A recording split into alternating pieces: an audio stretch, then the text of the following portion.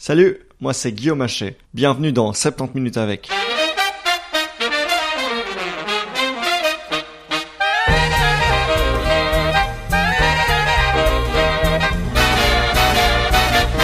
Cet épisode est sans doute le plus clivant que j'ai produit jusqu'à présent. Dans le passé, mes invités ont à peu près tous exprimé des idées avec lesquelles on peut être d'accord ou pas, mais clairement, c'était jamais des points de vue trop polémiques. Ici, c'est différent, puisque mon invitée est militante de la tête aux pieds. Cette semaine, j'ai rencontré Nadia Geerts, prof de philo à la Haute École de Bruxelles que certains appellent la Caroline Fourest belge. Elle s'est souvent prononcée dans les médias sur les questions du port du voile islamique dans les écoles et sur son souhait de voir arriver en Belgique une république sur le modèle français. Du coup, forcément, chers auditeurs, il y en aura parmi vous qui ne seront pas du tout d'accord. Et c'est pas grave, il y a vraiment aucun souci. Mon objectif avec ce podcast, c'est d'accueillir des invités insolites et d'explorer des sujets dont on ne parle pas forcément ailleurs. Pas de faire de la propagande. D'ailleurs, petite parenthèse, mais j'ai réalisé qu'en fait, sur les 8 épisodes que j'ai publiés jusqu'à présent, il y a une parité presque parfaite au niveau des invités, tant au niveau du sexe qu'au niveau politique. Et ça, c'est cool, parce que j'avais pas fait exprès et que quelque part, ça montre que j'arrive à me diversifier dans mes choix d'invités. Bref, tout ça pour vous dire que c'est tout à fait ok de ne pas être d'accord avec les propos que tient mon invité, parce qu'à côté de ça, dans cet épisode, on fait le point sur l'histoire de la laïcité en Belgique, la pilarisation de la société, la monarchie et tout ça. Voilà, bonne écoute. Hey, bonjour à tous. Pour ce 8e épisode, j'ai l'immense plaisir de recevoir Nadia Geerts. Nadia Geerts, bonjour. Bonjour. Vous êtes agrégée en philosophie et prof de philo à la Haute École de Bruxelles. Vous êtes membre du conseil d'administration du Centre d'action laïque, qui est une ASBL dont l'objectif est de promouvoir la laïcité. On reviendra là-dessus plus tard. Vous êtes essayiste, mais vous êtes aussi et surtout une militante laïque. Peut-être une première question, pour commencer légèrement. D'où ça vous est venu, en fait, cet intérêt pour les sujets que sont les religions et la laïcité en Belgique ? C'est pas une question simple, en fait. Ou en tout cas, c'est pas une question à laquelle je vais pouvoir répondre rapidement. En fait, c'est intéressant parce qu'en fait, je suis pas venue du tout naturellement, en fait. Moi, j'ai été élevée dans une famille où on parlait pas du tout de religion. C'était pas du tout une famille de militants, ni de... Enfin oui, on ne croyait pas en Dieu, et voilà, donc on ne parlait pas de Dieu puisqu'il n'existait pas, il n'y avait pas de raison d'en parler. Voilà. C'était plus de l'absence de religion qu'un voilà. athéisme Exactement. militant. Il n'y avait pas du tout de militance ou quoi que ce soit. Alors j'ai commencé des études, j'ai commencé et terminé des études de philosophie, mais pas du tout dans l'espoir ou dans l'intention de devenir prof de morale, même si c'est ce que je suis devenue par la suite. Donc moi j'ai entamé mes études de philo simplement parce que c'était la seule chose que je me voyais faire pendant 4 ans avec sérieux. Je ne me voyais pas étudier quelque chose qui ne m'aurait pas intéressé, donc la philo m'intéressait. Et évidemment le débouché royal quand on fait la philosophie, c'est prof de morale. Et moi, je n'en voulais pas au départ. Je ne voyais pas du tout pourquoi j'aurais été... C'est ce qui s'impose implicitement. Oui, voilà, tout à fait. Ouais. C'est la débouchée, puisque souvent, il n'y a pas de débouchée pour ces études-là. Ou alors, ce sont des débouchés très, très généralistes, où tout ce qui vous est demandé, c'était un diplôme universitaire, peu importe lequel. Et moi, au départ, je me suis dit, après, si ça tombe, j'irai travailler dans une banque, parce qu'on aura besoin de quelqu'un qui a un diplôme universitaire. Mais j'aurais fait des études qui me plaisent, quoi. C'est ça. Et puis, j'ai fait quand même l'agrégation pour me dire, c'est une corde de plus à mon arc, ce serait vraiment trop bête de me priver de cette possibilité-là. Et l'enseignement m'a plu, donc je suis devenue prof de morale, mais toujours pas avec l'idée de transmettre des valeurs laïques, parce que c'est quand même ça votre question de départ. Oui, tout à fait, mais professeur de morale alors, à ce moment-là, dans le secondaire ? Oui, très vite dans le secondaire. Mon premier boulot, ça a quand même été maîtresse de morale dans l'enseignement primaire.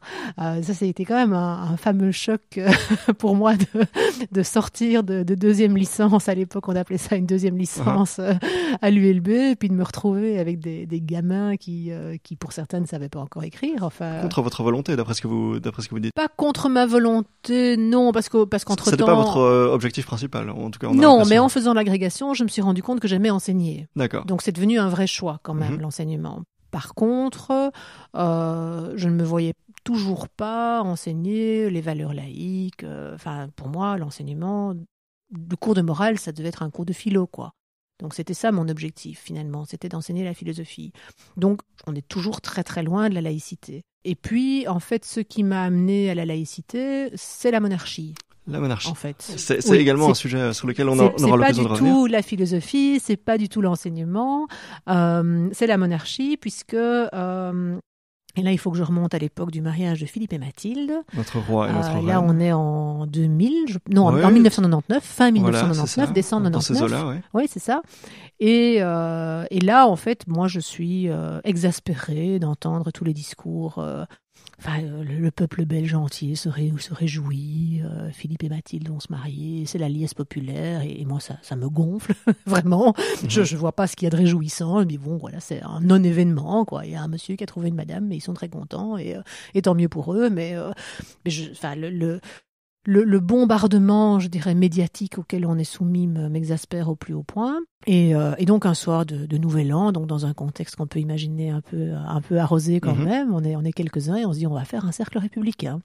Okay. On va dire nous on se réjouit pas, nous on s'en fout et parce que nous on trouve que la monarchie c'est un truc désuet, dépassé et il est temps qu'on sache en Belgique qu'il n'y a pas que des gens qui trouvent ça formidable. Et donc ce cercle républicain, donc ça s'est fait ici à l'ULB?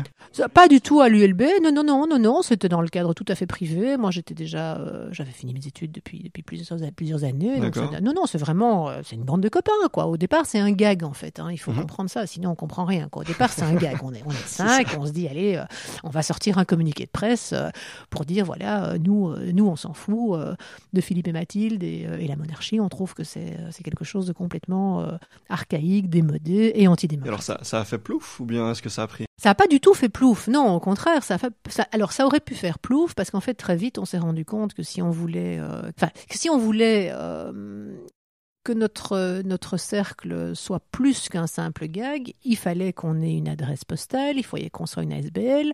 Or on ne voulait pas donner notre adresse privée, donc il fallait, pour qu'on puisse avoir une adresse postale, une boîte postale, il fallait qu'on soit une ASBL. Vous allez vraiment dans le détail, mais c'est intéressant. Vous m'avez dit que j'avais le temps. Oui, donc... on a le temps. Et donc, bref, on fait cette ASBL et très vite on commence à avoir des membres. D'accord. Qui viennent suite à un recrutement, suite à un intérêt spontané? Suite à l'un ou l'autre article dans la presse, je crois, qui relaie la fondation du Cercle républicain. Et donc on commence à avoir des membres. Sur ces entrefaites, j'abrège quand même un petit peu pour revenir à la laïcité. On arrive en 2003. Donc là, ça fait 3 ans que le Cercle républicain existe. Et on est aussi 2003, c'est aussi les 10 ans d'anniversaire, si je puis dire, de la mort du roi Baudouin. Et à cette occasion-là, une maison d'édition veut publier un livre sur Baudouin, mais qui ne soit pas une hagiographie de Baudouin, qui soit un retour critique sur le règne de Baudouin.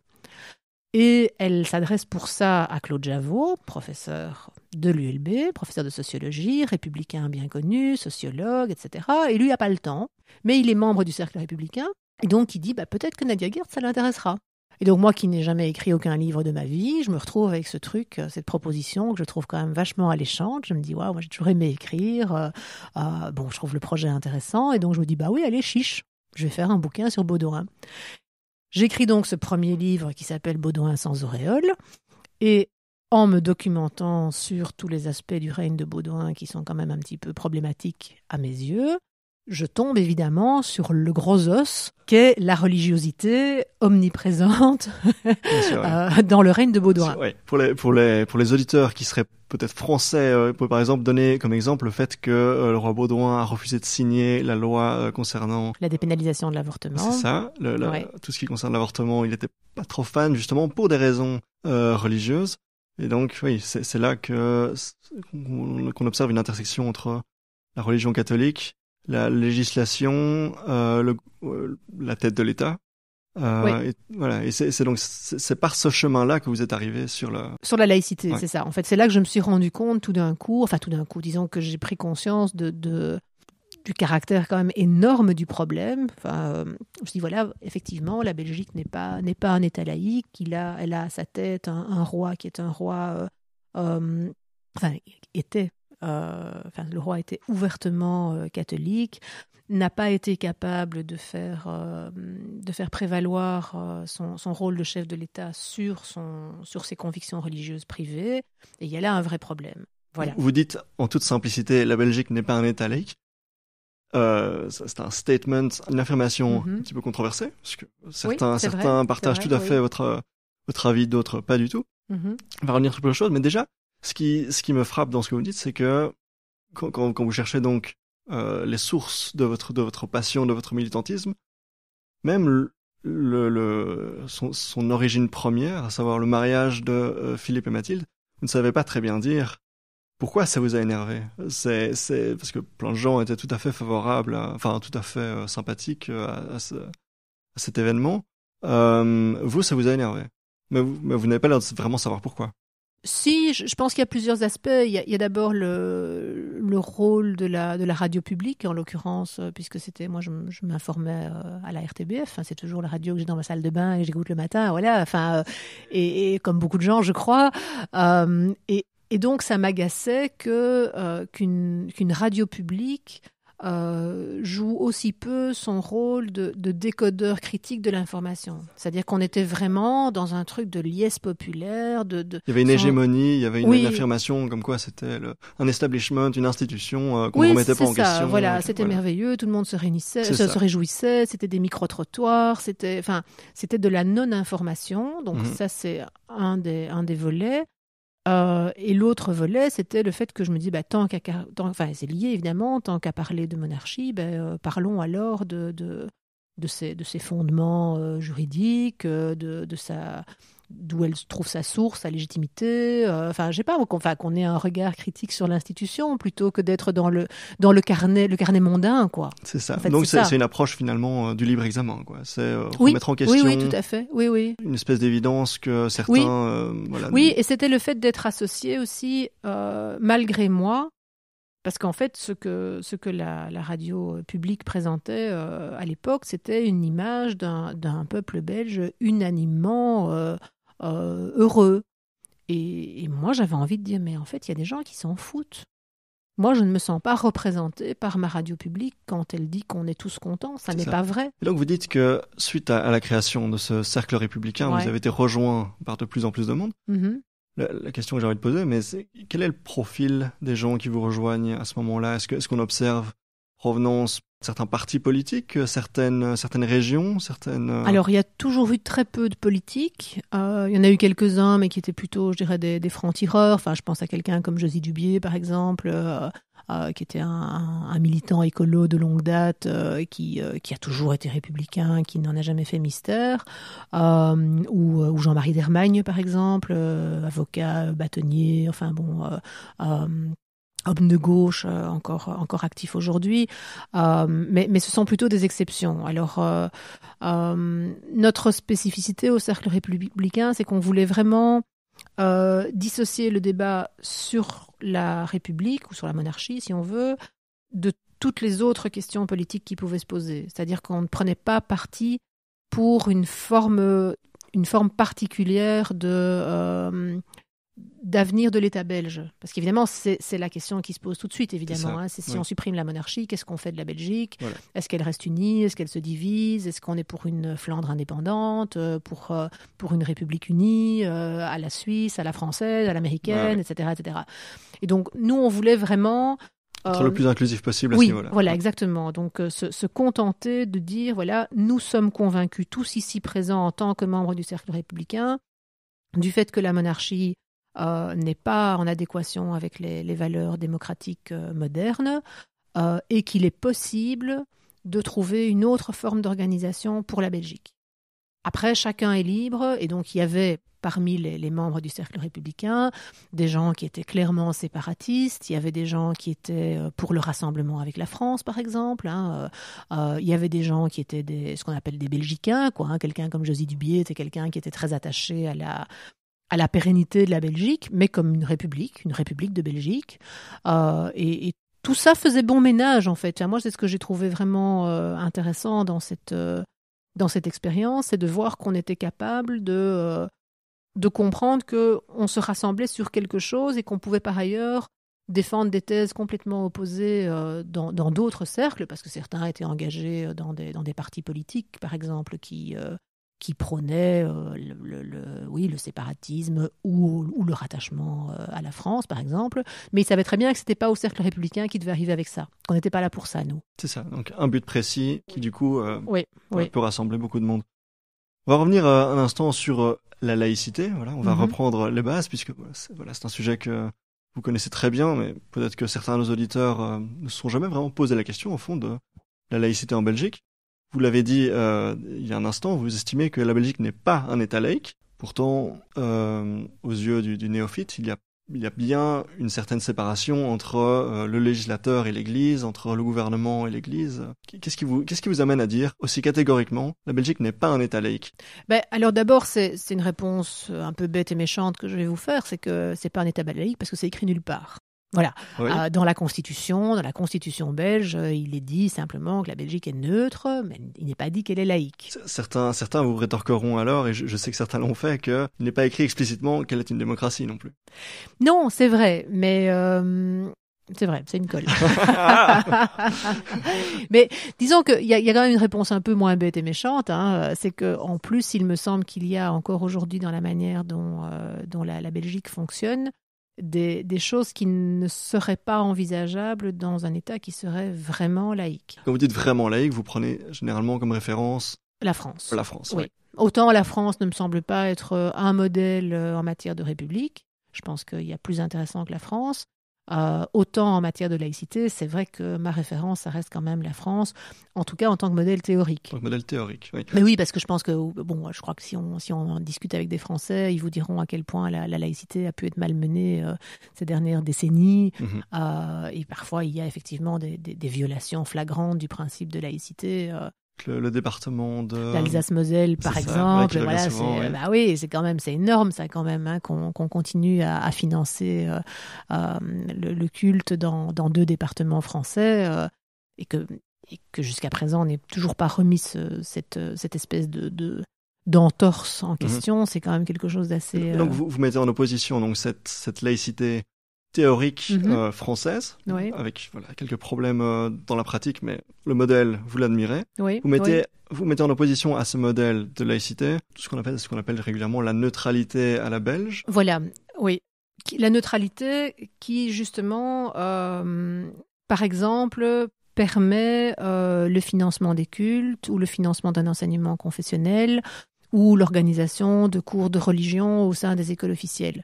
Ça, c'est vraiment pour moi des exemples de choses qui ne sont pas compatibles avec l'idée de la laïcité.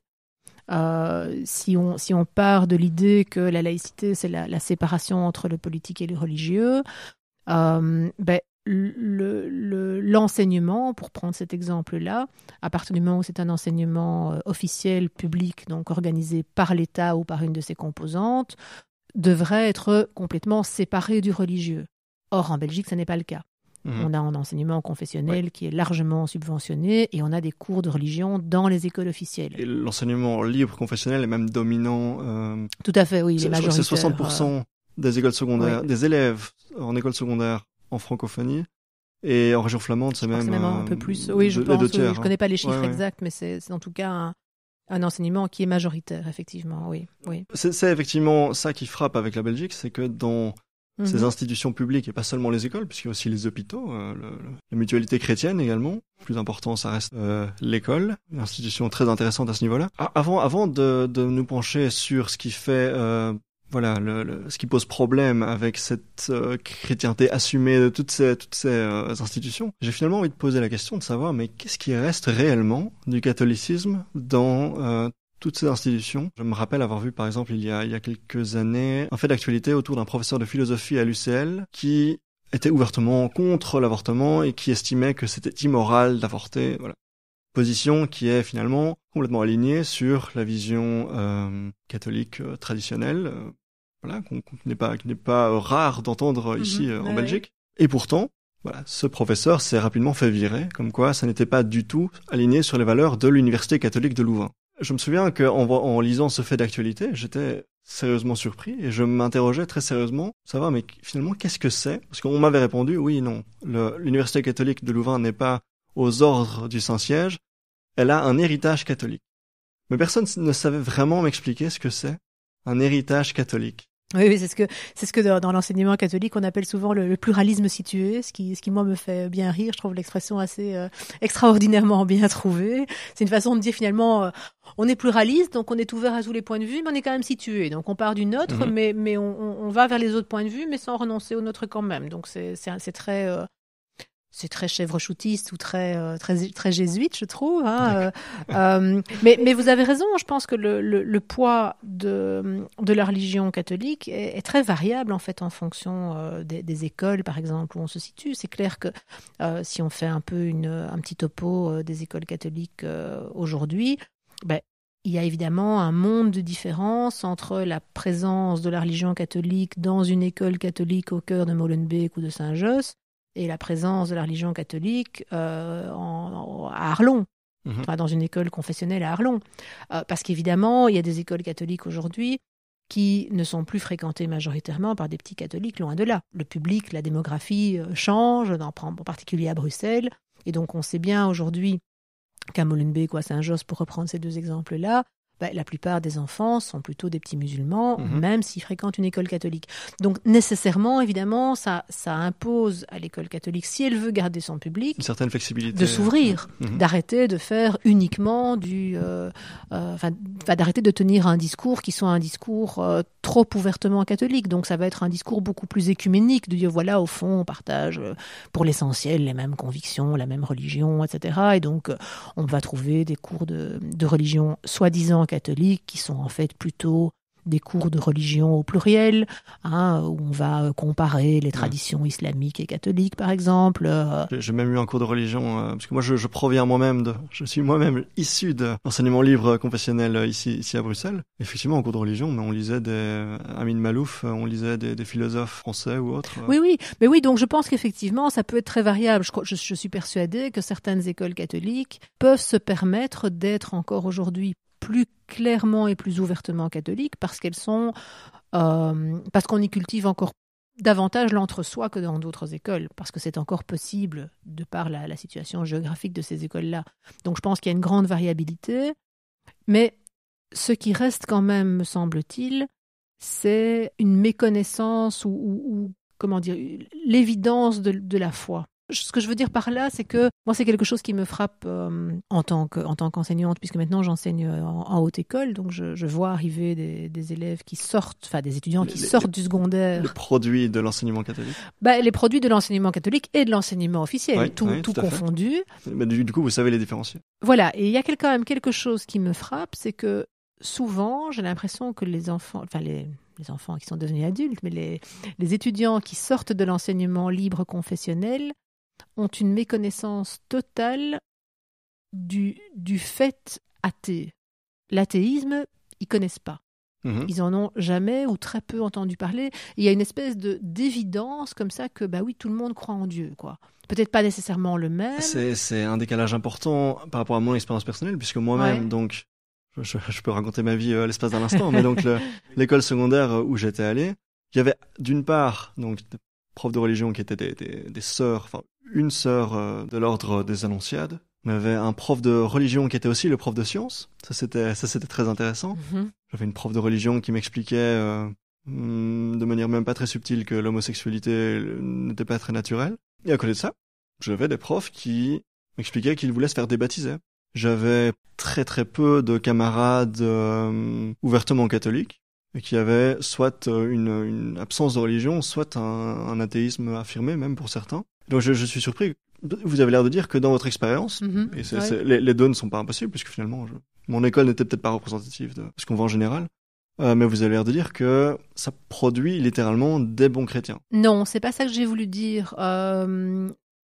Disons que j'ai l'impression que le message dominant encore aujourd'hui, qui est véhiculé par l'enseignement confessionnel, c'est que au fond, peu importe quel est le Dieu qu'on a du moment qu'on en a un. C'est ça, c'est une évidence que... Oui, et que donc il y a une espèce de blackout qui est fait sur le fait que certains puissent ne pas en avoir de Dieu. C'est vrai que ça n'est pas un sujet qui est abordé explicitement, parce que même quand on lisait les philosophes marocains au cours de religion, ça tournait généralement autour du pot, autour de Dieu. Oui. C'est pas faux, oui. Je crois que vous touchez à quelque chose.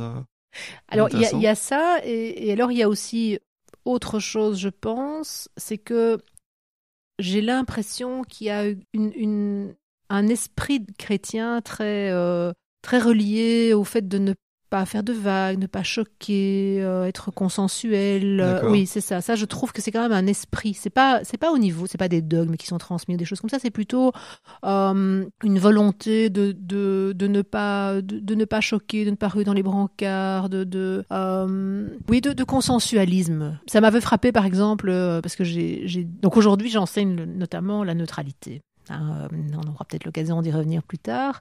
Et en fait, donc, c'est un cours qui a été rendu obligatoire en 2003 pour tous les futurs enseignants. Et du coup, les universités ont dû évidemment mettre en place un cours de neutralité que je suis allée suivre à l'UCL. D'abord parce que c'était la première université qui a été prête à le mettre en place. Et ensuite parce que j'étais curieuse de voir ce que l'UCL allait faire de la neutralité. Alors, je trouvais ça intéressant. Qu'est-ce que vous avez vu là-bas ?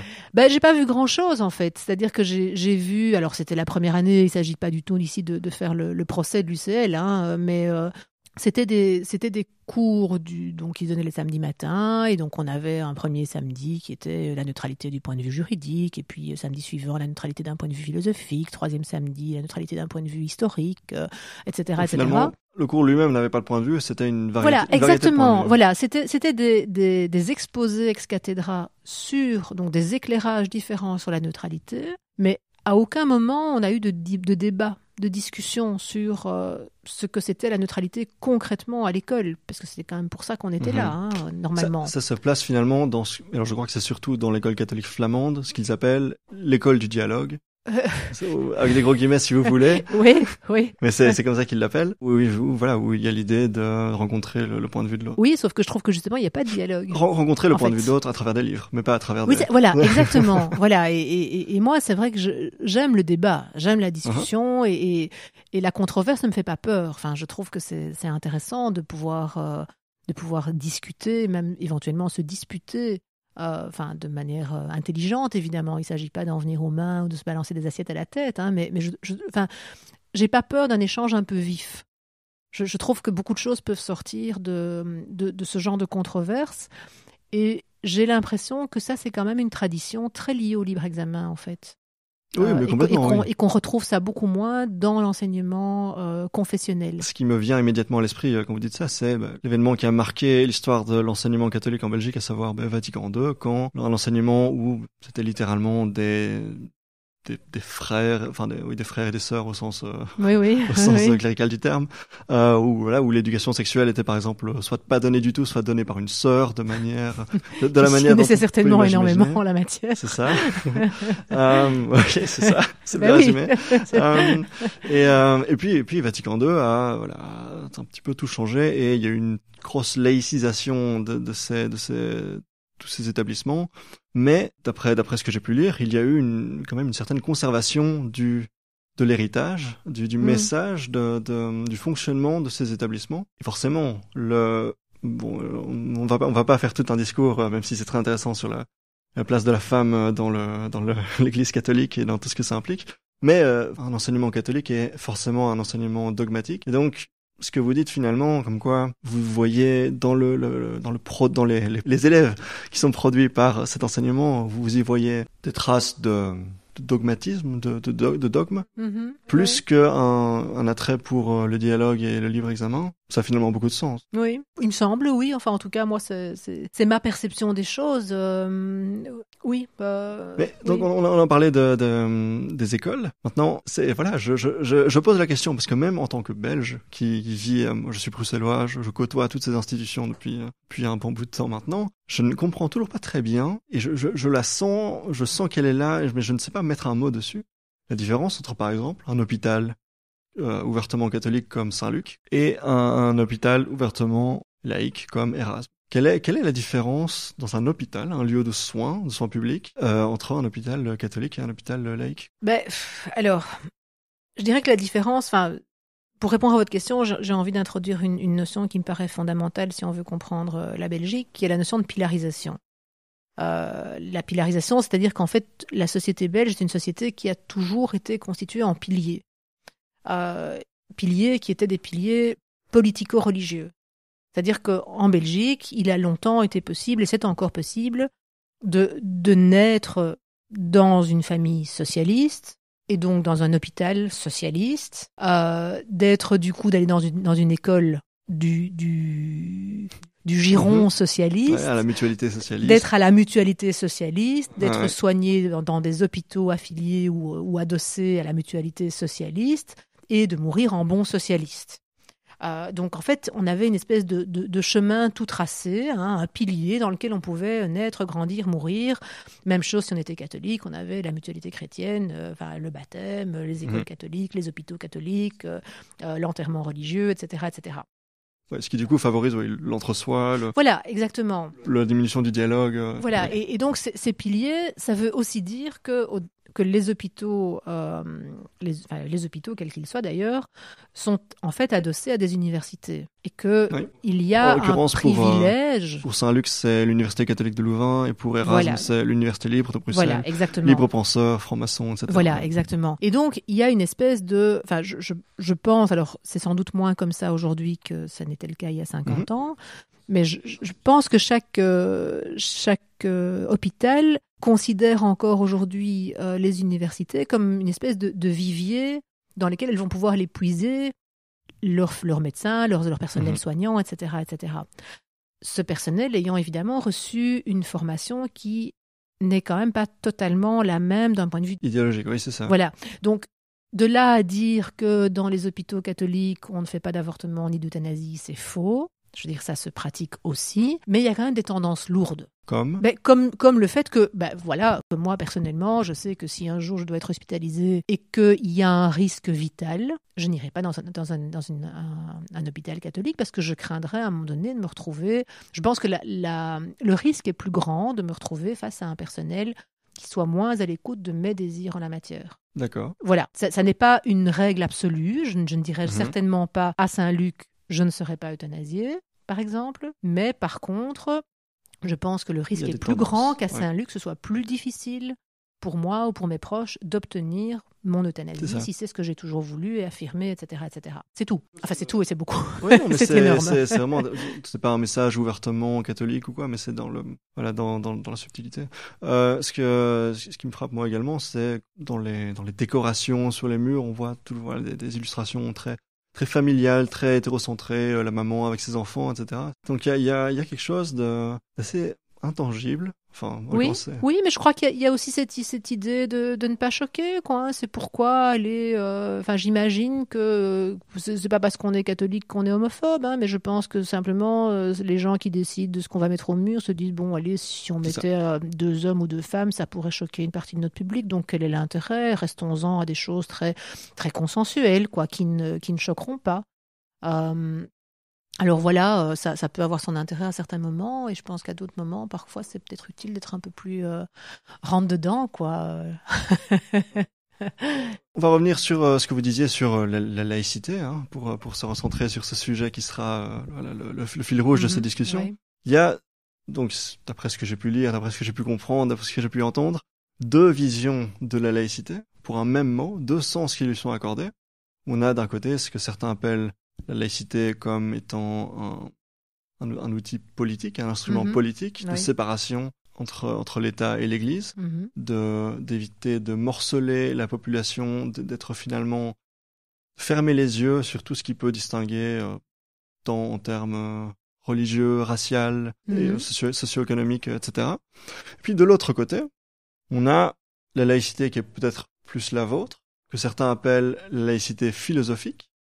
On va revenir sur ce terme éventuellement si vous voulez corriger. Où vous estimez que, et je ne vais pas parler à votre place, mais vous estimez par exemple que cette laïcité implique, par exemple, le féminisme. Elle implique l'antiracisme. Qu'elle implique également un certain anticléricalisme. Oui. Ce qui finalement est plus dans l'idéologie et moins dans la neutralité, si je comprends bien. Non, alors je suis pas d'accord du tout. Mais c'est pas grave. Mais je pensais vous citer. Mais donc non, vous êtes là. C'est-à-dire que vous avez raison sur à peu près tout, sauf que, et c'est un point important, pour moi, c'est bien de la laïcité politique que découle le féminisme et l'antiracisme. Donc en fait, ce que vous esquissiez comme distinction, c'est donc la distinction entre une laïcité politique qui serait donc la défense d'un principe de séparation des églises et de l'État, et d'autre part, ce qu'on appelle souvent en Belgique, je crois que c'est à ça que vous faisiez allusion, la laïcité philosophique, qui est en fait une autre façon de nommer l'athéisme. Ok, ça c'est intéressant parce que c'est à ça que je voulais arriver. Ok, d'accord. Mais est-ce que c'est complètement assumé cette équivalence que vous présentez entre l'athéisme et la laïcité philosophique, comme par exemple au sein du Centre d'action laïque, sur lequel on aura également l'occasion de revenir. Est-ce que finalement le Centre d'action laïque n'est autre qu'un centre pour athées? Je dirais que oui et non. C'est-à-dire que je pense que la démarche du Centre d'action laïque a consisté historiquement à dire, au fond, puisque les cultes bénéficient d'un financement de l'État, par souci d'égalité, il est important que ceux qui ne se reconnaissent dans aucun de ces cultes aient eux aussi un organe de représentation. Donc, si vous voulez, c'est au nom de la laïcité politique, c'est-à-dire du principe d'impartialité de l'État, que les laïcs ont exigé et obtenu la constitution d'un organe qui représente en fait ceux qui n'ont pas de religion. C'est ça. Donc c'est un peu compliqué à articuler, mais ça me paraît en fait logique. C'est-à-dire que c'est le souci de rétablir une égalité entre les citoyens qui n'aurait pas existé sans l'existence du CAL. C'est ça. En fait. Oui. Mais donc il y a je crois une ambiguïté pour beaucoup de personnes. Ah oui. Du coup, c'est vrai qu'il y a une ambiguïté parce que le Centre d'action laïque défend, je dirais, un principe de laïcité politique comment dire ? Je pense que l'ambiguïté, elle n'est pas dans le CAL. Enfin, alors l'ambiguïté du CAL, on pourra revenir par ailleurs, mais je pense que l'ambiguïté, elle est plus fondamentale que ça. En fait, elle est liée au fait que il est évidemment beaucoup plus facile de défendre un principe de séparation des églises et de l'État si on n'est pas croyant. Bien sûr. Je veux dire, ça, c'est une généralité. Je veux dire, ça vérifiable très facilement. Ouais. Mais oui, bien sûr que si on est croyant, alors ça ne veut pas dire qu'on ne peut pas être croyant et laïque. Je pense qu'on peut vraiment être croyant et laïque, mais ça implique quand même une démarche de distanciation. Oui, le militantisme est moins fort. Moi, je crois. C'est pas une question de militantisme, c'est simplement d'être capable de faire la part des choses entre ses convictions privées et la manière dont un État doit s'organiser. Et c'est pas évident. Je veux dire, c'est pas évident, par exemple, de se dire, tiens, voilà, à titre personnel, je trouve que la vie est un don de Dieu et que donc l'avortement, quelque part, revient à contrevenir à la volonté de Dieu. Donc ça, ce serait une position de croyant. Mais donc c'est compliqué de partir de ça et d'en arriver à dire, au fond, c'est pas une raison pour que l'État interdise le recours à l'avortement. Ouais. Et ce que vous voulez dire, c'est que cette démarche est beaucoup plus simple à partir du moment où on n'a pas de conviction Mais oui, bien sûr, religieuse. Bien sûr. Si on n'est pas croyant, alors à ce moment-là, on voit tout de suite, immédiatement, je dirais, l'intérêt à ce que les lois ne soient pas inspirées par une religion, puisqu'on n'a soi-même pas de religion. Ce que j'ai trouvé intéressant, c'est que donc quand je vous citais en disant que vous pensez que de la laïcité découle, et donc vous me corrigez en disant de la laïcité au sens politique. Découle le féminisme, l'anticléricalisme, et j'en ai oublié un. L'antiracisme. L'antiracisme, oui. Mais là, je vois quelque chose de un paradoxe, puisque beaucoup de religions ne sont pas du tout par exemple féministes. Beaucoup de religions ne sont pas du tout anticléricales. Et donc, si la laïcité se veut comme étant un petit peu l'instrument d'organisation pour participer à l'harmonie entre tous ces cultes, si on veut qu'elle ferme les yeux sur toutes ces différentes confessions, finalement exprimer une pensée féministe, antiraciste, anticléricale, qui finalement s'oppose à ces confessions-là. Comment est-ce que c'est possible d'être à la fois neutre et à la fois de s'opposer fondamentalement à tout cet héritage patriarcal, clérical et autres? Mais pour moi, il s'agit de s'opposer à ce que l'État prenne parti pour une vision religieuse du monde. Donc, dans une vision religieuse du monde, par exemple, pour prendre le féminisme, Dieu a créé les hommes et les femmes dans une perspective et dans un but bien précis. Ça, des rôles genrés bien définis. Donc dans l'esprit de Dieu ou dans l'idée de Dieu, c'est pas pour rien qu'il y a deux sexes. Et donc, il importe que chacun des sexes se conforme ou se comporte conformément à ce qu'il est attendu de lui. Donc c'est en fait la notion de complémentarité tant vantée par les religions, quoi, hein. C'est de dire en gros les hommes et les femmes sont égaux, mais ils ont des rôles différents et donc il importe que l'homme continue à jouer son rôle d'homme et que la femme joue son rôle de femme. Et là, le pire évidemment c'est si on en vient à tout embrouiller, que les hommes veulent commencer à faire des trucs de femmes et que les femmes veulent faire des trucs de mecs. Enfin là ça va plus du tout. Donc ça, je caricature évidemment, mais c'est quand même une vision très imprégnée de référentiel religieux. Petite parenthèse de 2 secondes, mais est-ce que dans les étudiants que vous voyez sortir des écoles catholiques, est-ce que vous voyez justement une affirmation plus forte des rôles genrés? Ça, je ne sais pas. Non, je n'irai pas jusque-là. Ce qui me paraît certain, par contre, c'est que les étudiants qui sont croyants ont plus de mal avec la transsexualité, ou avec l'égalité des sexes conçue comme un refus de tout enfermement dans des stéréotypes de genre, quoi. Je veux dire, les étudiants croyants sont souvent plus sensibles à la complémentarité. C'est souvent eux qui vont dire, oui, mais enfin, quand même, madame, on n'est quand même pas pareil, quoi. C'est ça. Et moi, je dis, bah non, évidemment qu'on n'est pas pareil. La question n'est pas là. La question, c'est est-ce qu'on a le droit de se définir librement en tant qu'homme ou en tant que femme, sans devoir coller à des obligations dues au fait qu'on est né homme ou né femme. Moi, c'est ça la question fondamentale du féminisme. Et le lien avec la laïcité, alors c'est un lien qui est sans doute, qui est très, très philosophique dans son approche, hein, mais l'origine de la laïcité, c'est quand même pour l'État de dire nous n'avons pas à tenir compte des convictions religieuses des uns et des autres. Donc, quand on établit des lois ou des règles de fonctionnement de la cité, il faut les établir en fonction de l'intérêt commun, donc de l'intérêt général, et pas pour faire plaisir à une catégorie particulière de la population qui aurait des convictions religieuses X, Y ou Z. Donc, dans ce sens-là, l'État va développer une sorte d'indifférence par rapport aux convictions religieuses des uns et des autres, en disant, voilà, nous, c'est pas ça qui compte pour nous. Ce qui compte pour nous, c'est que vous êtes tous des citoyens qu'on doit faire vivre ensemble selon des règles communes. Et pour moi, en disant ça, l'État a ouvert une brèche qui ne pouvait que mener à d'autres types d'indifférence, et notamment l'indifférence par rapport au sexe. Parce que pour l'État, en fait, l'État, qu'est-ce que ça peut lui faire qu'on soit homme ou femme ? Pour l'État, on est des citoyens, un État laïque, hommes et femmes, mais on est des citoyens qui s'agit de faire vivre. Se comporte et légifère de manière laïque, donc féministe, donc antiraciste, donc anticléricale, mais sans pour autant propager ce genre d'idéologie, sans pour autant... Non, il ne s'agit pas de propager une idéologie, il s'agit de dire, vous êtes... croyants, pas croyants, hommes, femmes, blancs, noirs, d'origine ceci ou cela, etc. Tout ça, nous, État, ça ne nous intéresse pas parce que nous n'avons à gérer que des relations entre citoyens. Et donc, c'est votre commune appartenance de citoyens qui compte. Et du coup, l'État laïque est forcément anticlérical puisqu'il s'oppose au fait qu'un quelconque clergé, un quelconque pouvoir religieux puisse venir se mêler de faire de la politique, puisque l'État laïque va vouloir défendre son indépendance par rapport aux religieux et que le cléricalisme, c'est précisément vouloir se mêler de politique quand on est une puissance religieuse. Une des particularités de la Belgique, c'est aussi, donc, je crois que vous l'avez mentionné, le financement des cultes, de certains cultes, pas de tous les cultes. Donc, je crois qu'il y en a 6 ou 7. Alors, il y en a 6, à strictement parler, hein, donc catholicisme, protestantisme, religion israélite, religion orthodoxe, islam et anglicanisme, quoi il faut ajouter la laïcité organisée, et le financement des cultes, il s'impose à nous. Je veux dire, c'est une part de nos impôts qui est prélevée, qui est redistribuée ensuite par l'État, et on ne peut pas dire, moi je veux que mon argent aille à telle communauté ou à telle autre, ça ne marche pas comme ça.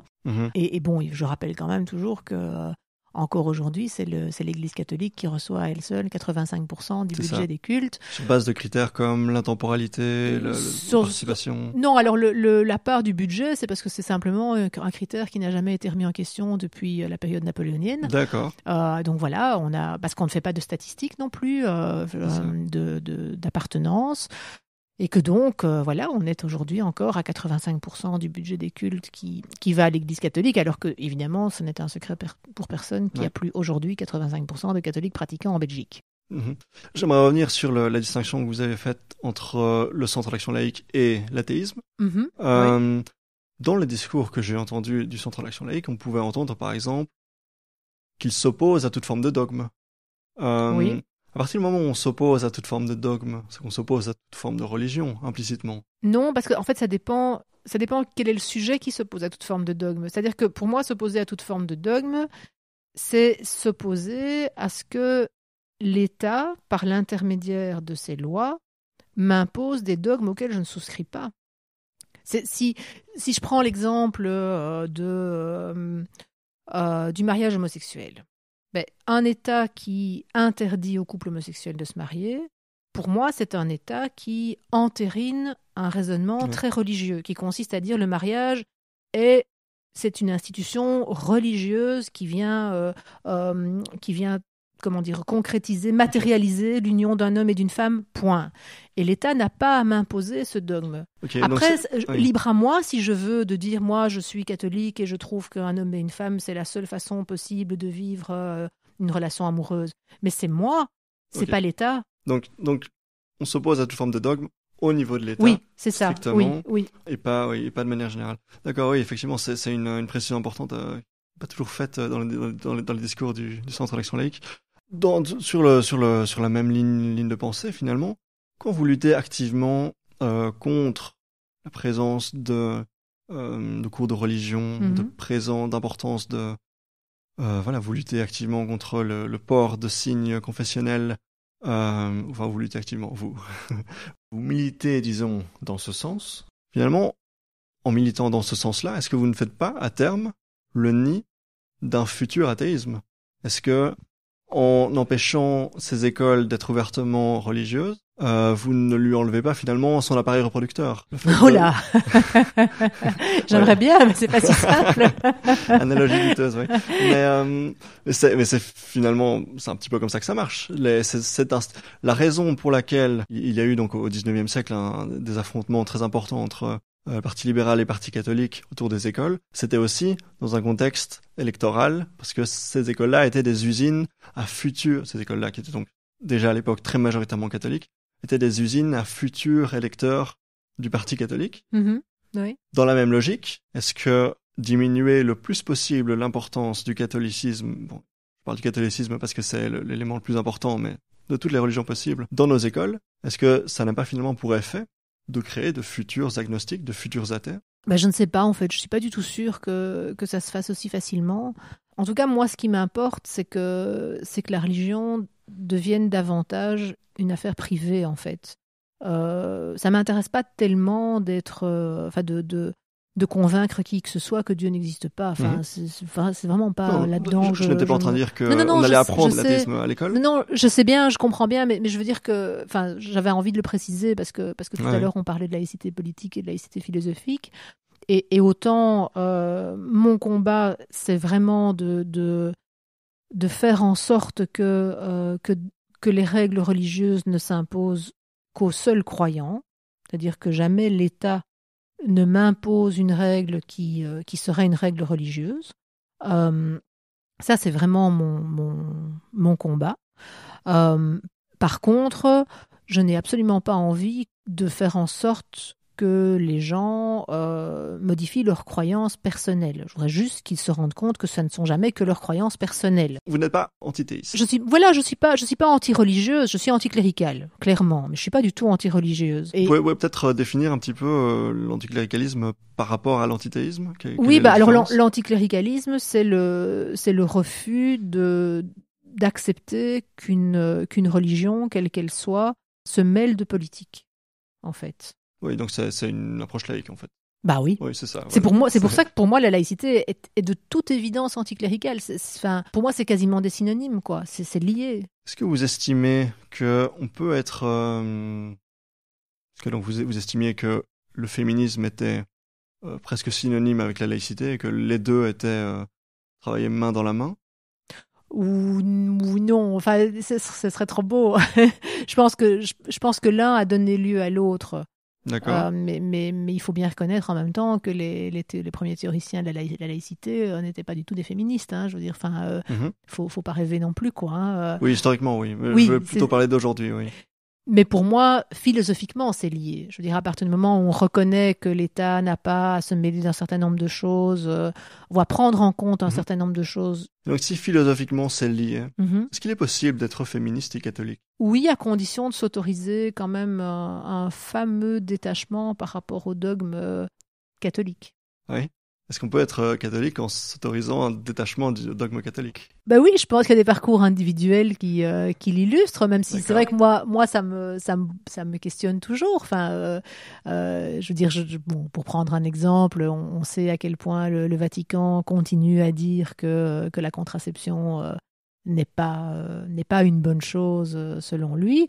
Et en même temps, évidemment, la plupart des couples catholiques recourent à la contraception. Et donc, quelque part, il s'autorise à dire que le pape n'est pas infaillible.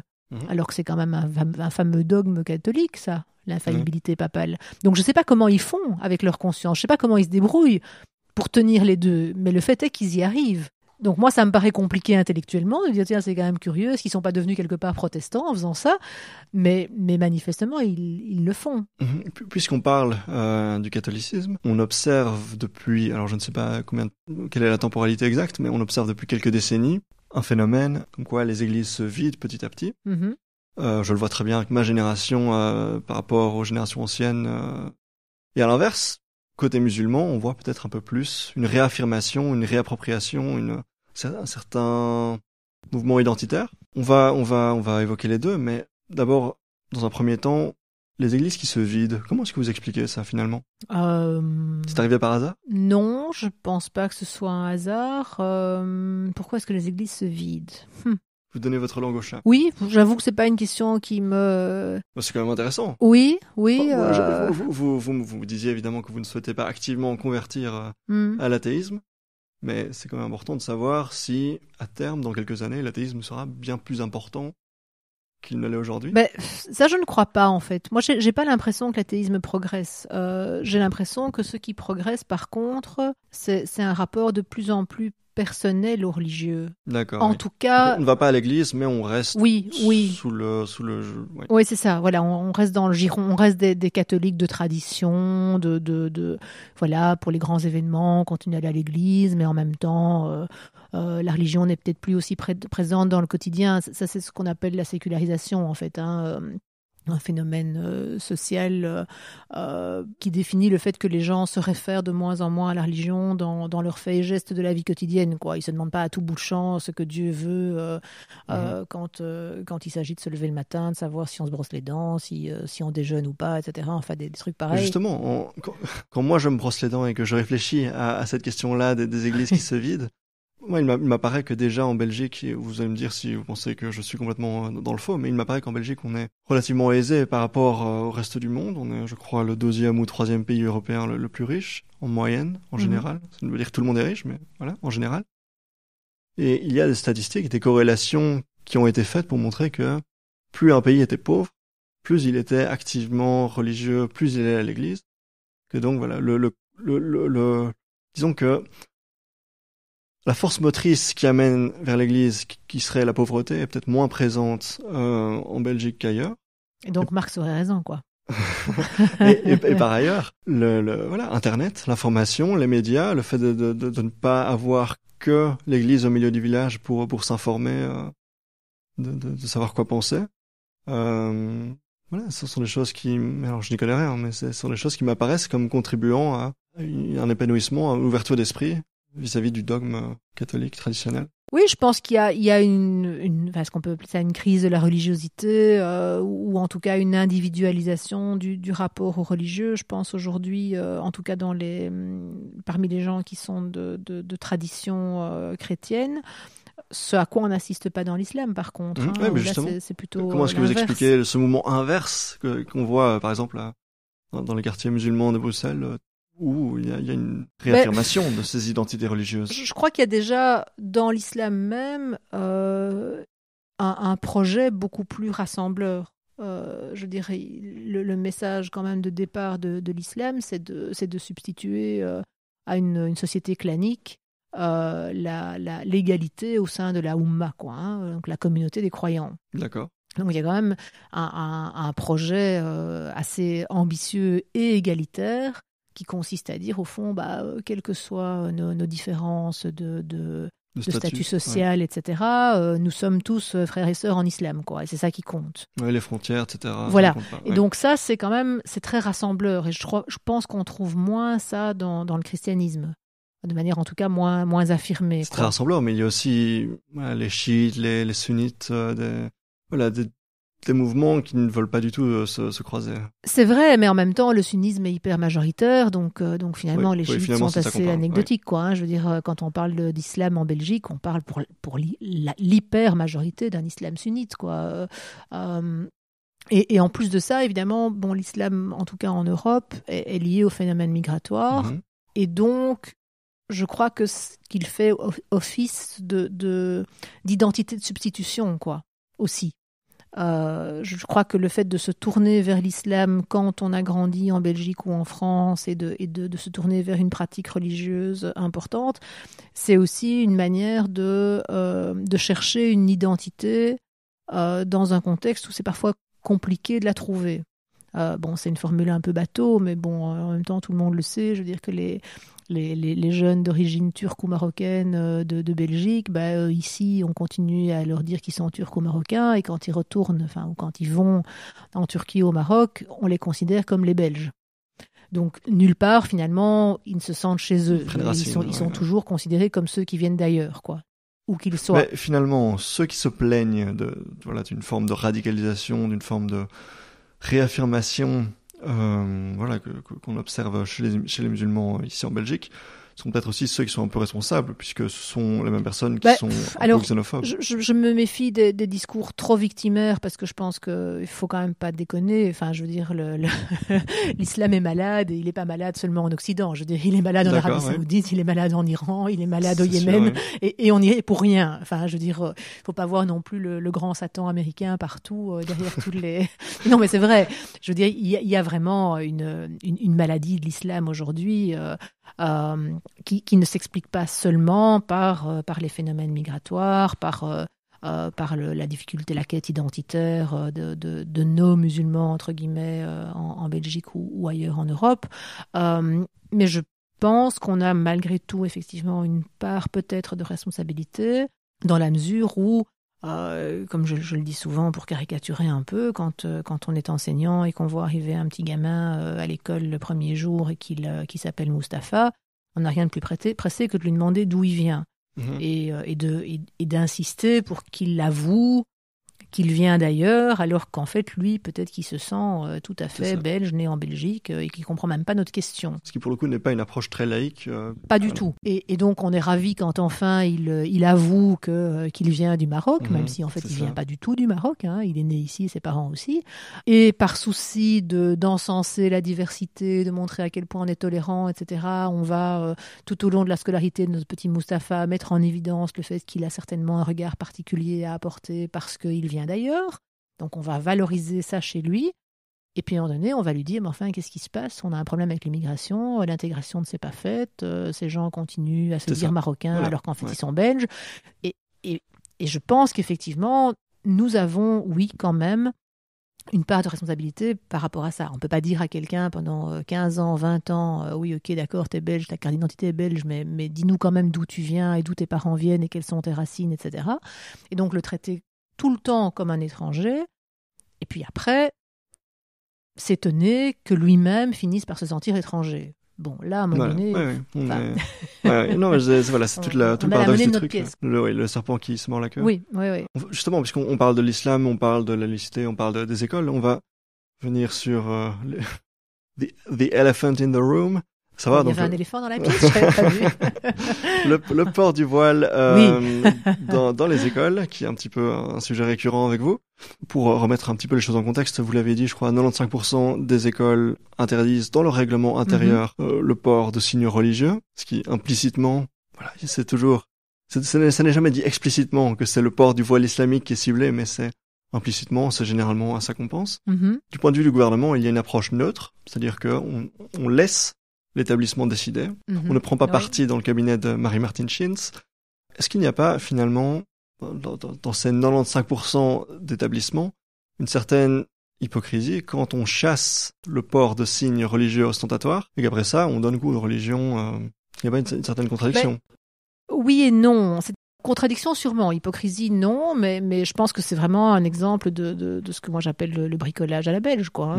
C'est-à-dire que plutôt que de prendre des mesures de principe, c'est pour ça que j'aime la France, moi, c'est parce que c'est un pays de principes, quoi. On énonce des principes. Alors après, on n'est pas toujours à la hauteur, mais au moins on les a énoncés.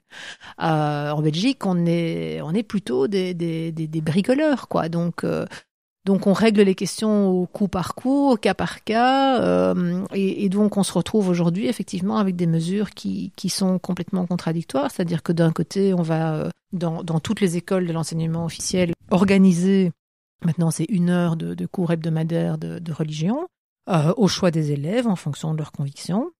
Et dans le même temps, on leur dit, écoutez, quand vous rentrez à l'école, s'il vous plaît, débarrassez-vous de vos signes religieux parce que vous n'êtes pas là en tant que croyant, vous êtes là en tant qu'élève, quoi.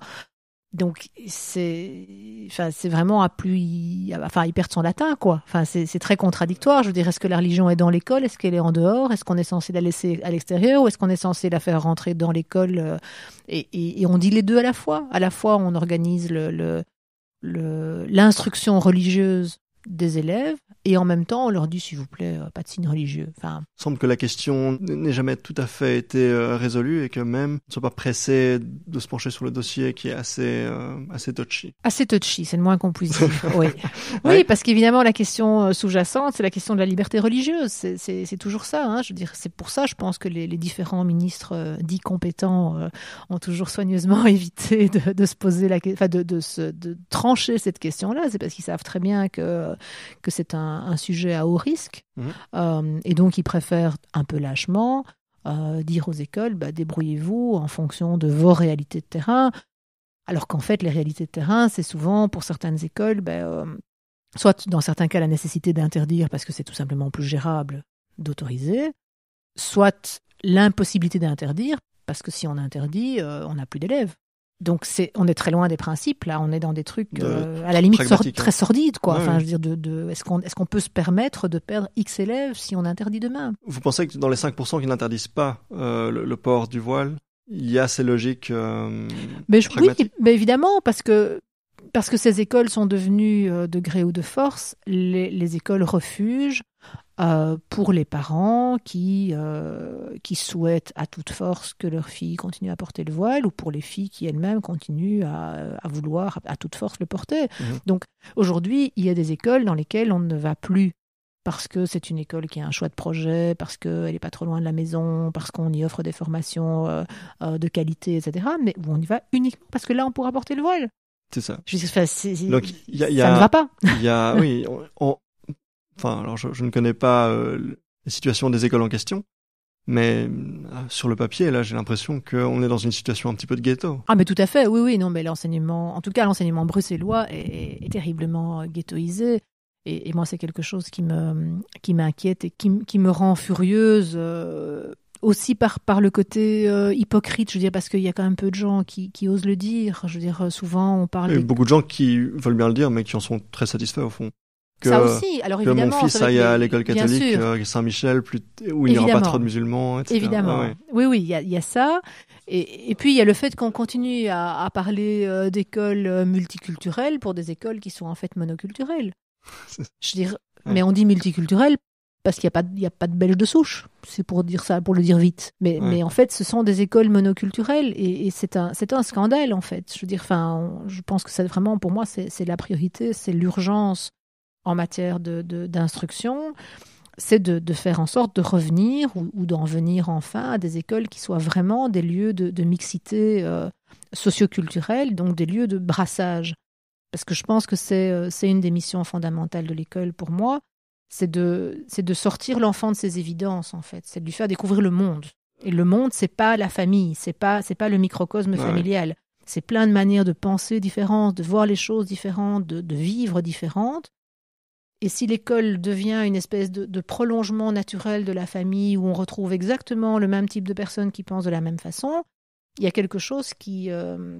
Echo chamber. Voilà, oui, tout à fait. Ah ouais. Oui. Il y a, oui, dans l'école a, comme vous le disiez, donc une certaine mission, voilà, d'émancipatrice, Oui, tout à fait. voilà, Oui. d'échapper à ses racines, qui n'y arrive pas vraiment à Oui. partir du moment où on est dans cette situation-là. Pour revenir au port du voile plus précisément, l'approche qui est la vôtre, qui est de dire que finalement, voilà, tous les élèves doivent venir avec une certaine ouverture d'esprit, justement, en quittant leurs racines, qu'elles soient religieuses ou autres, mais donc, par exemple, dans le cas de la religion, en abandonnant le port de signes religieux. C'est une approche donc laïque, donc comme on le disait, on ferme les yeux, on ne tient pas compte de tous ces facteurs et on demande une égalité en termes d'ouverture d'esprit à tous les élèves. L'approche laïque, voilà, au sens dur. Quand on ferme les yeux sur ces facteurs-là, est-ce qu'on ne devient pas alors aveugle sur d'autres questions? Il est par exemple pas rare d'entendre les histoires de jeunes filles qui allaient dans une haute école à Uccle et que cette haute école adapte son règlement et tout d'un coup, le port de signes religieux n'est plus autorisé et que donc, cette femme adulte ne peut plus venir dans sa haute école avec son voile. Une personne qui donc considère son voile comme faisant partie de son identité, de sa culture et ne souhaite pas l'abandonner. Voilà. Là, il y a une opposition avec la position laïque que vous défendez, comme quoi il faut une certaine ouverture d'esprit, il faut accepter de délaisser ses racines, entre guillemets, à la maison. Mais concrètement, si on regarde juste le résultat de ça, on va voir finalement des jeunes musulmanes qui abandonnent leur éducation, qui quittent la haute école et qui vont essayer de trouver une autre solution. Donc, est-ce que finalement, en fermant les yeux sur ces facteurs-là, on ne devient pas aveugle à des conséquences socio-économiques qui sont vécues par une communauté en particulier? Alors, je comprends votre question. Je suis évidemment pas tout à fait d'accord, au sens où je pense qu'il y a une erreur fondamentale qui consiste, pas de votre part, mais de la part de ces jeunes filles musulmanes, qui consiste à rendre l'institution scolaire responsable, alors qu'en fait, le véritable responsable, c'est la religion. En fait, c'est la religion qui met des freins, la religion, ou c'est l'interprétation qu'elles font de leur religion, ou l'interprétation qu'on leur a imposée de leur religion, qui en fait met des freins à leur émancipation. Moi, je ne suis pas prête à renoncer à des principes qui me semblent tout à fait fondés et légitimes, sous prétexte qu'il faut contribuer à développer l'accès à l'emploi pour tous. Toute profession a ses règles, et si on n'est pas prêt à s'y soumettre, il faut penser à changer de métier. Enfin, je veux dire, je le dis platement, mais c'est quand même comme ça. Je veux dire, bon, à mon époque, il y avait des punks. Si vous vouliez être punk et travailler dans une banque, ça allait pas le faire. C'est pas possible. Et ça n'a pas de sens de dire, moi, je suis punk et je veux pouvoir aller, avec mes épingles à nourrice enfoncées un peu partout, travailler derrière le guichet d'une banque au nom de la tolérance et du respect. Non.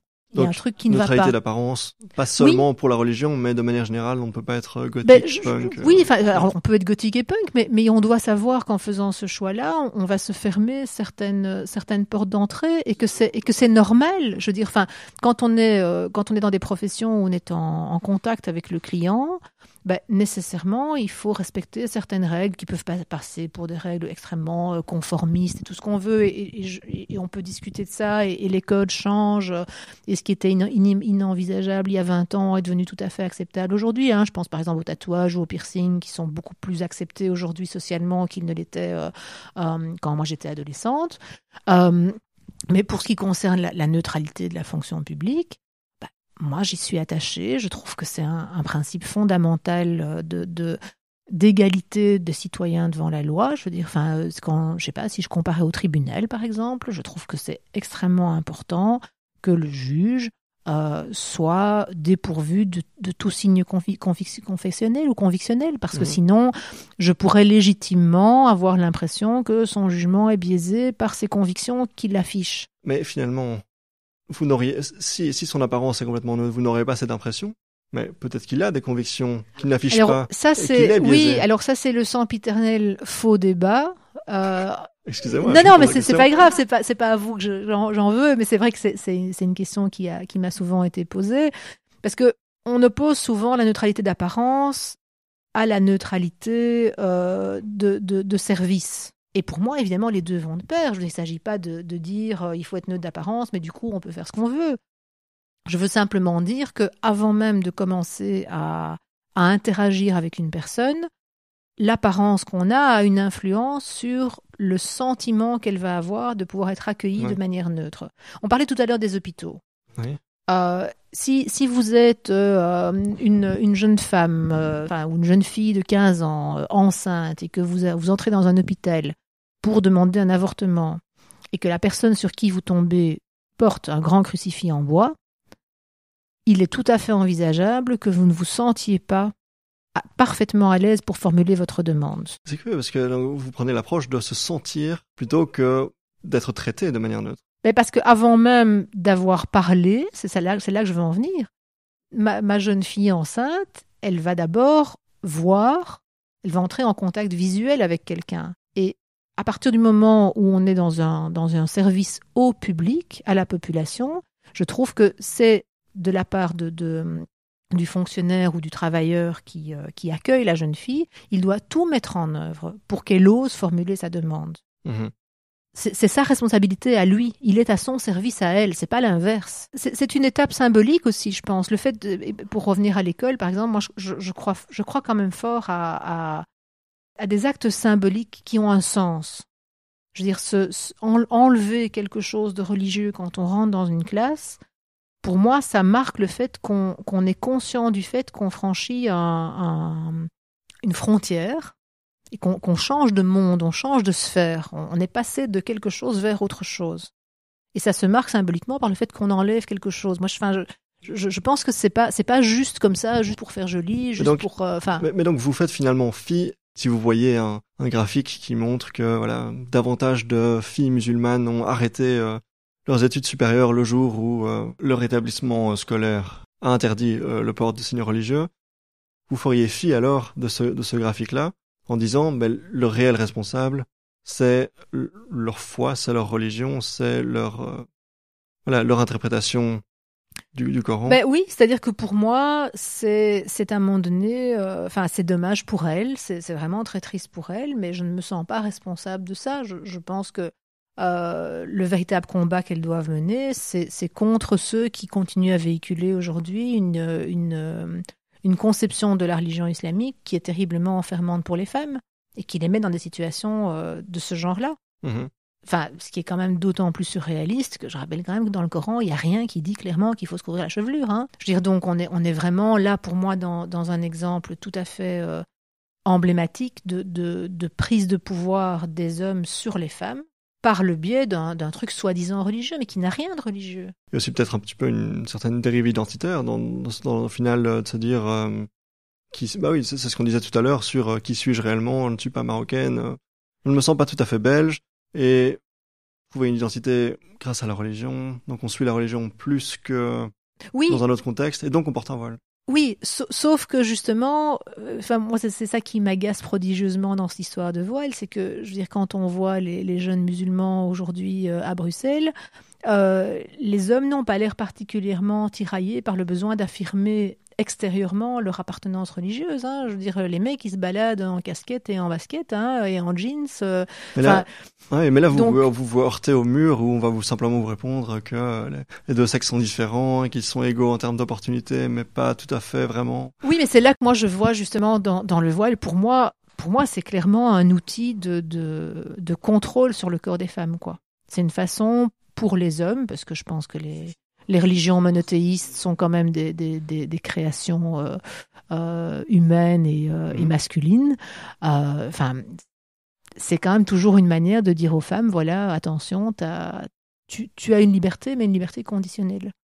C'est ça. Tu peux pas faire ce que tu veux de toi. Et donc à certains moments, oui, tu vas devoir choisir du coup entre être une bonne musulmane et une femme émancipée, heureuse, accomplie. Et c'est ça qui est révoltant pour moi. Et c'est contre ça que je pense que les femmes musulmanes aujourd'hui devraient plus massivement se lever. Enfin, je dirais, elles le font en Iran, et c'est tant mieux, mais elles le font peut-être pas encore tout à fait assez dans nos pays occidentaux, où elles considèrent leur religion comme sans avoir toujours le recul nécessaire, c'est-à-dire qu'elles y voient uniquement un facteur d'émancipation, de liberté, d'accomplissement, d'identité, etc. Et elles n'ont pas toujours cette démarche de questionnement sur ce qui peut être dans leur religion les emprisonne et les empêche d'être libres. On évoquait il y a un instant les changements que vous souhaiteriez voir apparaître au sein de l'enseignement obligatoire du côté francophone, du côté belge francophone, puisque c'est de ça qu'on parle. Vient alors la question du politique, paysage politique belge, la question électorale, très importante quand on évoque ces sujets-là. J'ai l'impression que finalement aucun parti ne souhaite vraiment se pencher sur les questions de laïcité affirmée, de l'enseignement catholique, du financement des cultes, principalement pour des raisons électorales et que c'est vraiment un terrain dangereux pour eux. Oui, alors je vais nuancer un peu, même si je suis d'accord pour l'essentiel. On a quand même deux grands partis qui, à l'origine, sont des partis laïques et anticléricaux, qui sont le PS et les libéraux. Le mouvement réformateur. Oui, aujourd'hui devenu le mouvement réformateur. Alors, je pense que le MR est, pour des raisons évidentes, plus courageux sur les questions de laïcité que le PS. Vous pouvez préciser ? Raison évidente. Je pense que il va moins chercher son électorat dans la population musulmane, tout simplement. D'accord, oui. Et que donc il risque moins en termes de perte de voix, tout simplement. Donc vous mettez en opposition les questions de laïcité avec la population musulmane, mais pas catholique. Enfin, c'est finalement une partie importante de la population aussi. Oui, c'est vrai. C'est parce qu'on a parlé de plusieurs choses très différentes, en fait. On a parlé de la fin du financement de l'enseignement confessionnel. Le mouvement réformateur a aussi une partie d'électorat une branche plus chrétienne conservatrice, oui, clairement, oui. Donc voilà, donc je suppose que donc ça dépend entraîne des mesures. Disons que ça dépend des mesures. Si vous parlez de mettre fin au financement de l'enseignement confessionnel, là, je crois que personne n'a envie de lever ce lièvre-là. Pour des raisons financières aussi. Oui, oui, pour des raisons financières, mais aussi pour des raisons, je pense, d'opportunités politiques. Enfin, je veux dire, à partir du moment où l'enseignement confessionnel draine quand même une majorité d'enfants, forcément, on peut supposer que parmi ces enfants, il y a beaucoup de parents d'électeurs, enfin, qui traversent tous les partis. Mais je veux dire, enfin, si on décide que l'enseignement confessionnel demain ne sera plus financé par l'État, on va faire plein de parents mécontents, qui sont des parents qui votent pour le MR ou pour le PS ou pour Écolo. Oui, donc c'est vraiment une logique électorale de oui. On ne veut pas heurter les sensibilités. Donc par contre, quand je parlais d'un courage plus grand, enfin, ou en tout cas d'un positionnement peut-être plus courageux du MR, je parlais plutôt des signes religieux. Parce que là, je pense qu'effectivement... Oui, puisque là, on ne sort pas aux sensibilités catholiques, mais plutôt aux sensibilités musulmanes. Exactement, oui. Donc le PS, par rapport à ça, dans mon analyse, est un parti qui est... assez mou, voire même parfois complaisant sur la question. On se rappelle du bourgmestre Philippe Moreau à Molenbeek il y a une dizaine d'années, qui était effectivement dans une certaine complaisance. Voilà, mais à côté de ça, il laisse exister des francs-tireurs qui, à titre personnel, défendent la laïcité, qui sont un peu minorisés au sein de leur parti, mais enfin bon, voilà, c'est un peu folklorique, ils existent, c'est sympa, et ces gens-là drainent un électorat aussi, donc c'est pas plus mal. Alors à côté de ça, il y a Écolo, et pour moi, l'Écolo, il est complètement... je dirais à la masse par rapport à tout ça. C'est-à-dire que pour moi, c'est un parti qui n'a jamais bien compris ces enjeux-là, qui est arrivé probablement après. Il n'a pas cette histoire-là. Je veux dire, la tradition socialiste et la tradition libérale sont des traditions d'opposition au parti catholique. Donc il y a quand même cette mémoire qui subsiste dans les partis. Oui, et puis Jean-Michel Javot était ouvertement catholique, etc. Aussi, donc ça n'aide pas, oui. Donc malheureusement, Écolo, malgré toute la sympathie que je peux avoir pour certains autres aspects de leur programme, sur ce plan-là, je crois qu'ils sont... ils ne prennent pas la mesure des enjeux, je pense. Et alors, il y a quand même Défi, qui est quand même un parti qui s'affiche clairement laïque. D'accord. Je trouve que ça vaut quand même la peine d'être précisé. Ouais, okay. Et puis, évidemment, à l'autre bout, il y a le CDH qui... CDH, on précise, ancien... C'est quoi? C'est le Centre démocrate humaniste, qui était avant le PSC, quoi, le Parti social chrétien. Oui. Donc là, forcément, qui est donc ce parti qui est aux commandes du ministère de l'Éducation depuis maintenant 10 ans, je crois. Tout à fait, oui. Et qui donc prône une certaine neutralité, ne veut pas trop toucher à ces dossiers. Clairement. C'est assez clair. Mais au fond, pourquoi? Parce que c'est des catholiques, et donc ils n'ont pas peur de se heurter à leur électorat catholique s'ils interdisent explicitement le port du voile. Non, mais alors on revient à ce que je dis tout à l'heure sur la mentalité. Oui, ne pas blesser, ne pas choquer, tenir compte des sensibilités religieuses des uns et des autres, etc. Oui, on se rappelle de Joël Milquet face à vous dans un débat. Surtout, il ne voulait pas s'énerver, surtout il voulait qu'on évoque calmement les questions de la laïcité et de l'enseignement confessionnel. Oui, tout à fait. Oui. Ouais.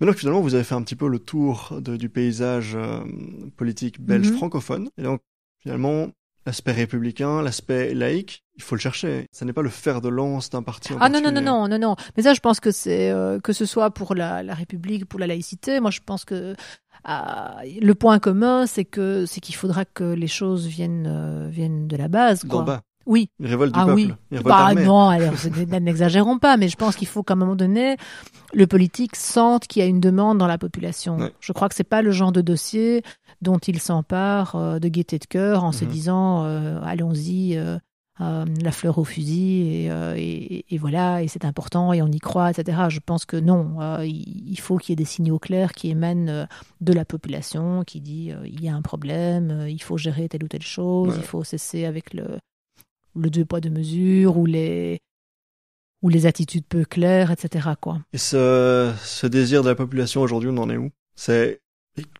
Est-ce que c'est une très faible minorité ou est-ce qu'on se rapproche d'une majorité? Par rapport à la laïcité, plus précisément? Disons les deux, disons à la fois la laïcité et la République. La République, je pense que c'est pas pour demain. Je pense que l'immense majorité des gens sont d'accord avec moi sur le principe, sur le fait qu'effectivement, il y a quelque chose d'anachronique et d'antidémocratique dans la monarchie, et qu'en même temps, il y a des problèmes tellement plus importants que on va pas risquer une révolution ou la fin de la Belgique. Donc il faudrait un méga scandale au niveau de la monarchie. Oui, je pense que vraiment, si on avait aujourd'hui un deuxième Baudouin qui refusait de signer une loi éthique importante, là, je crois que franchement, la monarchie pourrait trembler sur ses bases. Mais on a, je crois, des rois bien conseillés, et donc ils évitent soigneusement ce genre de boulettes, parce que je pense que ça passerait plus. Je pense que c'est passé une fois, mais ça passerait plus, je crois. Mais on parlait du paysage politique belge francophone, du côté néerlandophone. C'est que le projet républicain est au cœur du projet de la NVA, par exemple. Mais oui, mais alors du côté néerlandophone, c'est tout à fait différent, parce que alors il y a évidemment des flamands qui sont simplement républicains. Mais il y a aussi beaucoup de Flamands pour qui la République n'est jamais qu'une manière d'obtenir une République indépendante flamande.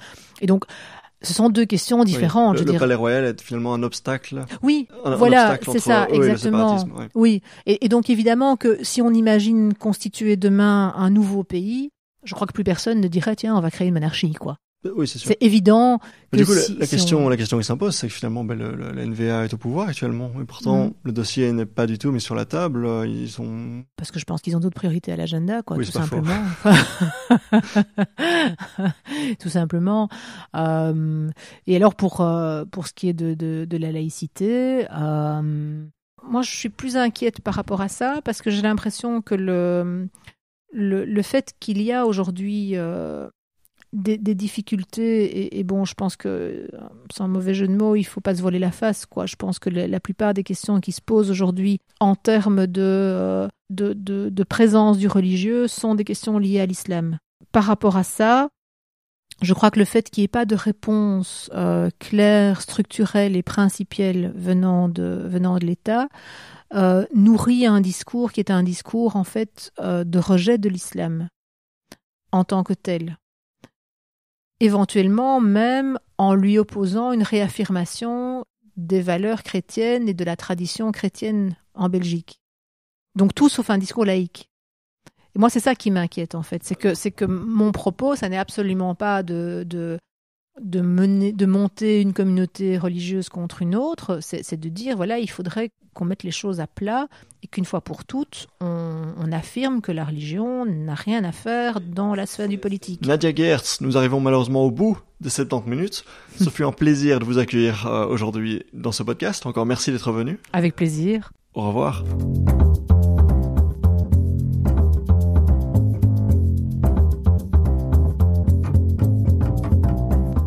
Et voilà, c'est déjà tout pour ce 8e épisode.